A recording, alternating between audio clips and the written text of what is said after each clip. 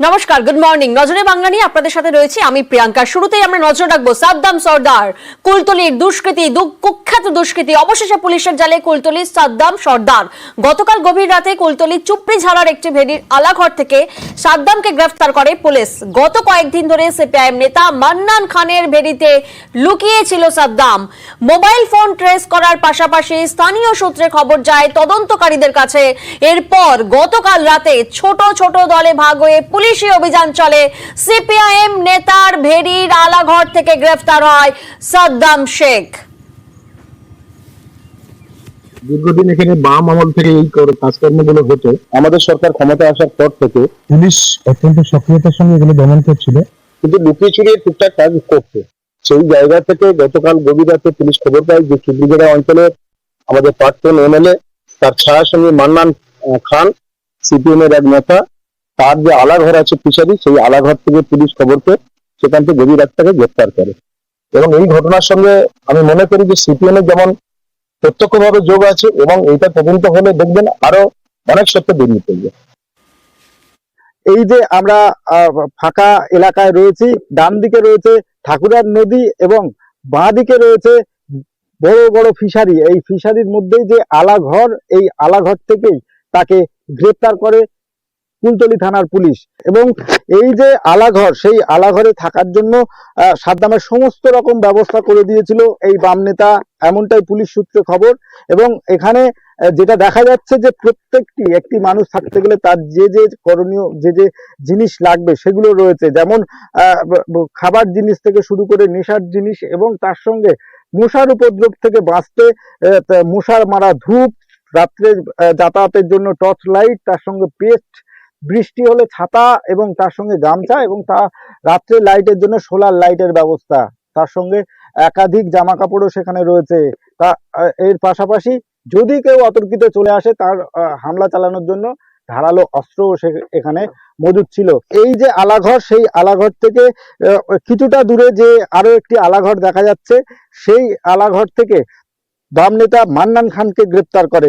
এই মান্নানের সঙ্গে কি যোগ রয়েছে এই পাচার চক্রের মূল পান্ডা সাদ্দামের, তা খতিয়ে দেখার জন্য ইতিমধ্যেই পুলিশ দফায় দফায় জিজ্ঞাসাবাদ শুরু করেছে ধৃত বাম নেতা মান্নান খান এবং তার সঙ্গে সাদ্দাম সর্দারের। কুলতলি থেকে রফিকুল ঢালির সঙ্গে অর্পণ মণ্ডল, নিউজ 18 বাংলা।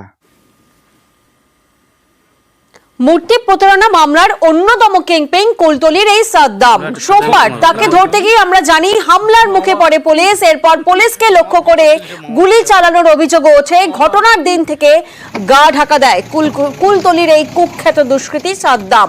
অবশেষে 3 দিন পর সিপিআইএম নেতা মান্নান খানের ভেড়ির আলাঘরে হদিশ মেলে তার। মান্নান খানকেও ভেড়ি চত্বর থেকেই গ্রেফতার করে পুলিশ। সাদ্দাম ও মান্নানের খতিয়ে দেখছেন তদন্তকারীরা। এই আলাঘর কার? মান্নান। অন্যান্য লোকজন আসতেন? আগে আসতো, এখন আর আসেন, বছর খানিক আর আসেন। অপরিচিত লোকজন কি দেখেছে? গত বছর এসেছিল 2-1 জন, এবছর আর দেখিনি। পুলিশ এখানে আসে না, পুলিশ আমি দেখতে পাই। বাম নেতা মান্নান খান তার আলাঘর থেকে, আমার পিছনে যে আলাঘর দেখা যাচ্ছে, সেই আলাঘর থেকে গ্রেপ্তার হয়েছে প্রতারণা মামলার মূল অভিযুক্ত সাদ্দাম সর্দার। এই এলাকায় সাদ্দামের যাতায়াত ছিল, এই এলাকায় বাইরের লোক আসতো, এমনটাই মনে করছেন এলাকার মানুষজন। তারা বলছেন প্রায় 2-1 জন করে তারা এইসব আলাঘরে আসতো। তারা এই এলাকায় এই যে ফিশারি গুলো রয়েছে, এটা কাদের?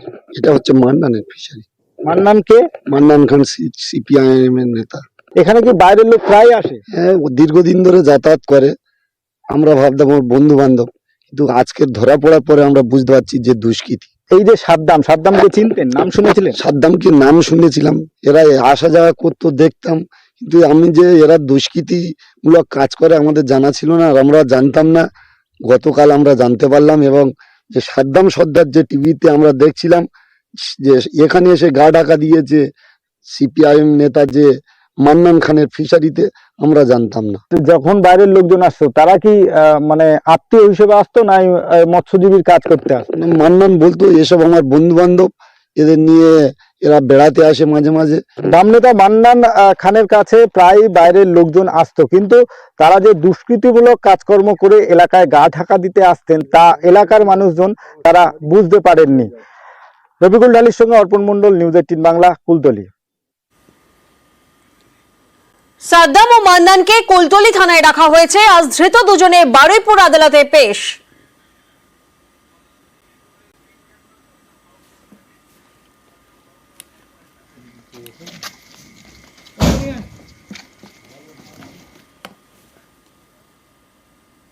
পুরনো সোনার মূর্তি বিক্রির নামে পরিকল্পিত প্রতারণা। কোটি কোটি টাকার প্রতারণা চক্রের কিংপিন সাদ্দাম সর্দার। কুলতলিতে সাদ্দামের সেই সাম্রাজ্যের ছবি দেখুন।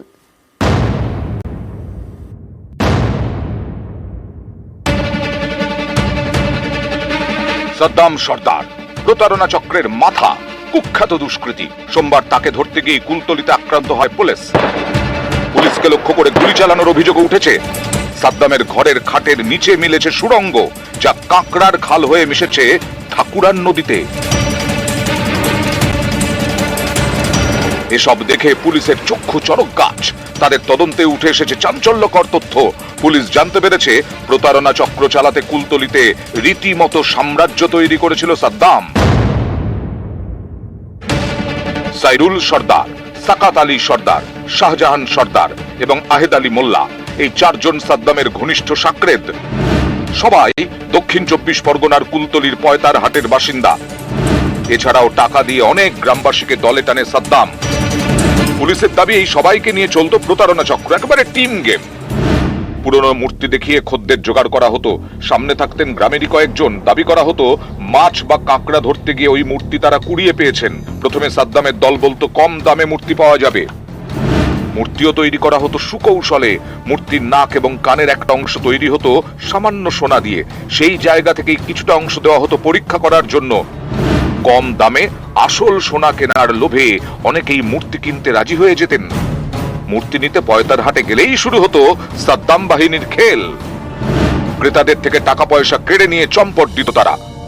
বিজ্ঞাপন দেওয়া থেকে ক্রেতাদের সঙ্গে ডিল, তারপর টাকা আদায়, সবকিছুর জন্য দায়িত্ব ভাগ করা ছিল। চোরাচালান মামলায় জড়িয়ে পড়ার ভয়ে প্রতারিত হয়েও অনেকে পুলিশে অভিযোগ জানাতেন না।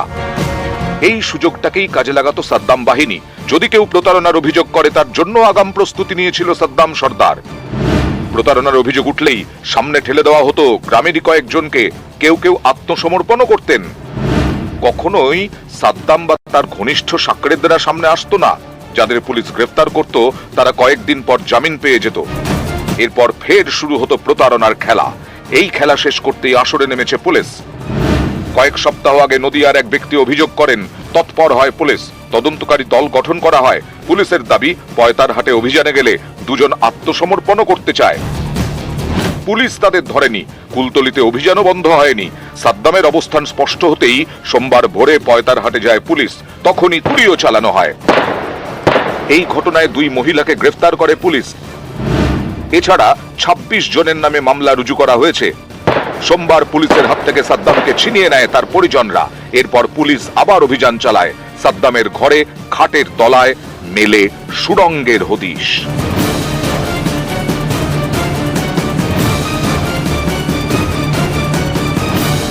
অর্পণ মণ্ডল, নিউজ 18 বাংলা।